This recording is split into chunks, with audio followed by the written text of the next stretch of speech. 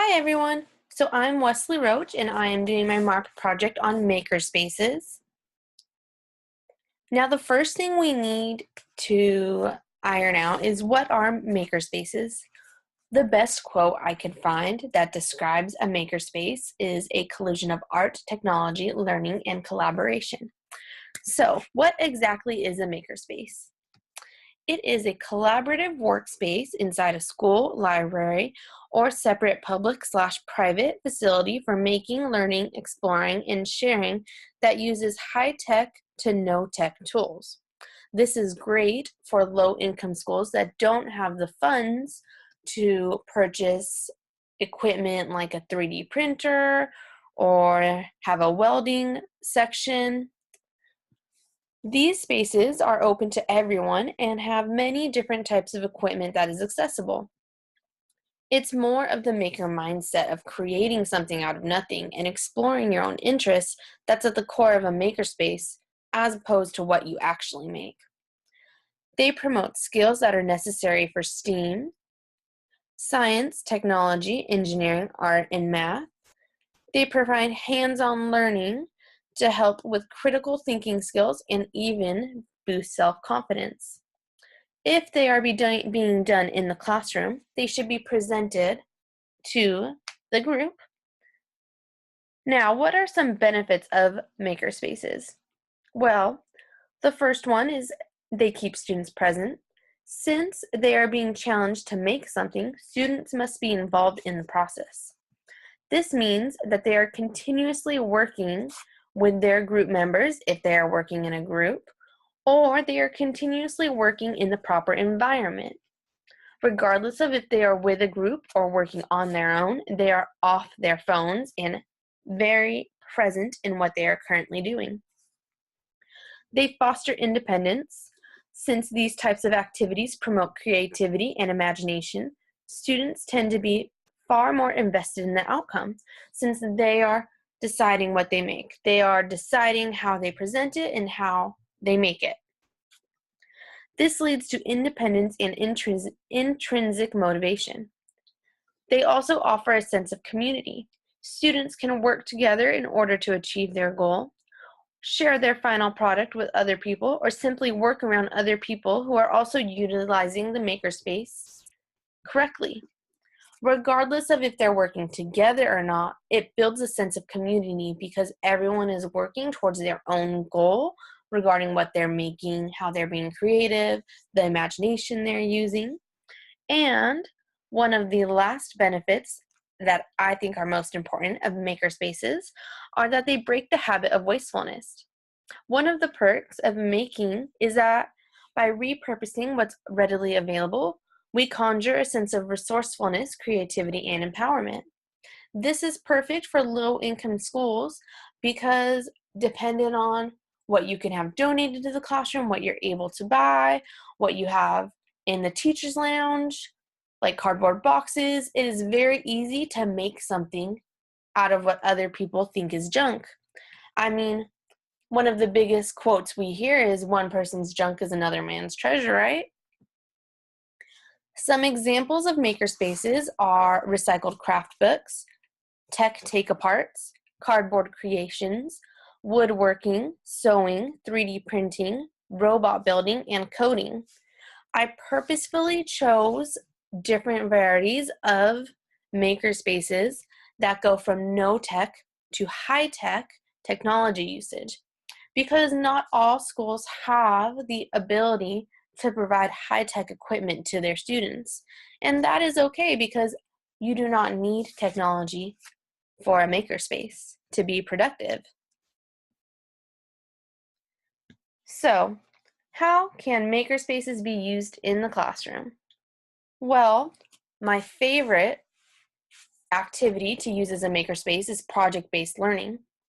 You can put students together in groups and give them a final goal.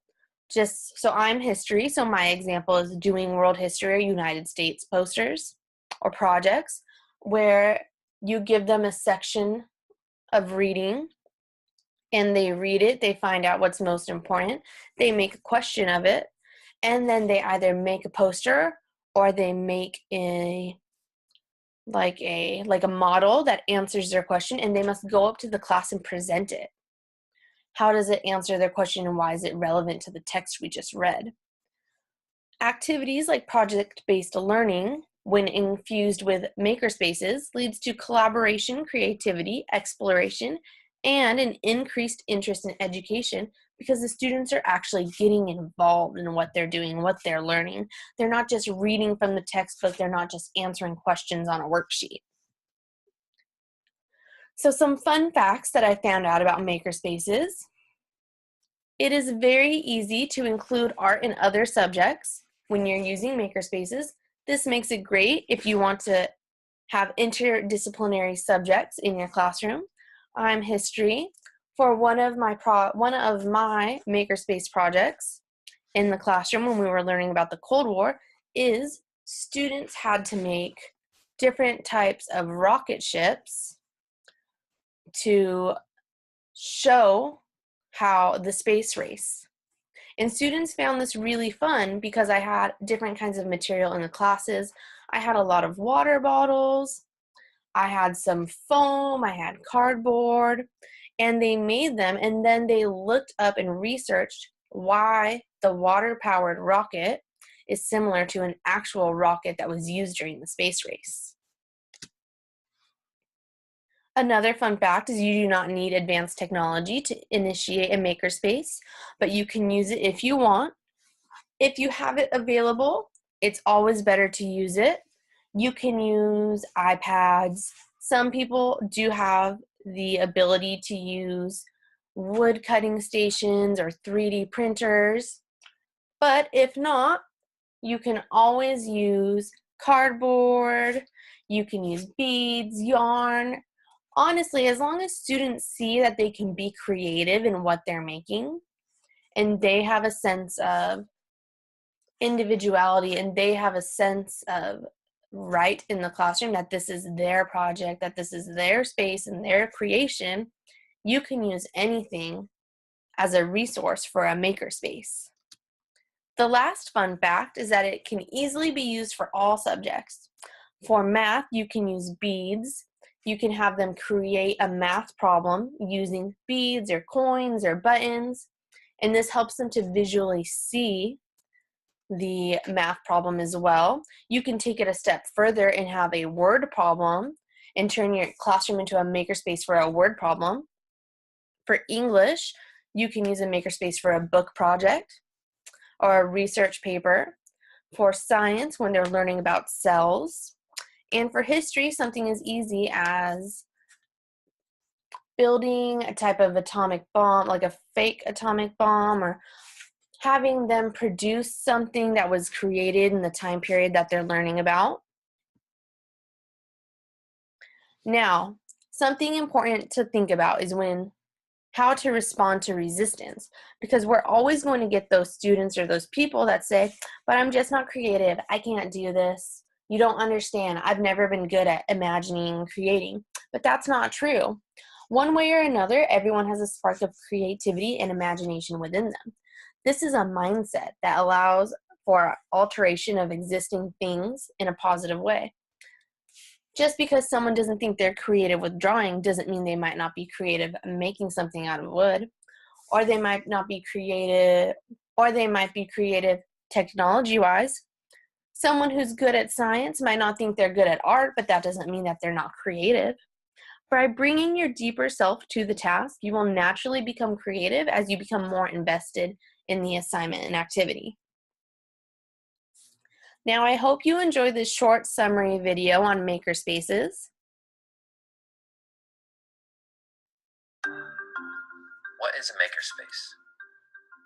Let's start by splitting up the word. Make,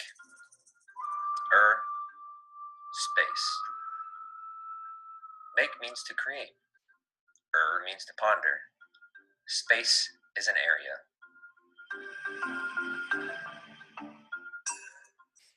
Makerspaces are for exploring, creating, and building. More importantly, makerspaces are for discovering new ideas.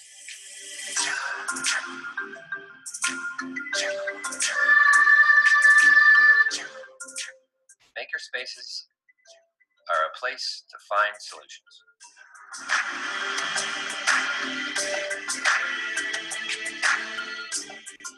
Makerspaces also allow students to problem solve, think critically, and more importantly, persevere.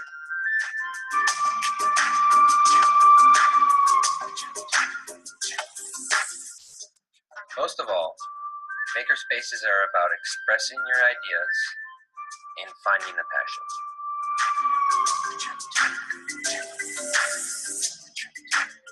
What problem can you solve? What will you make to change the world?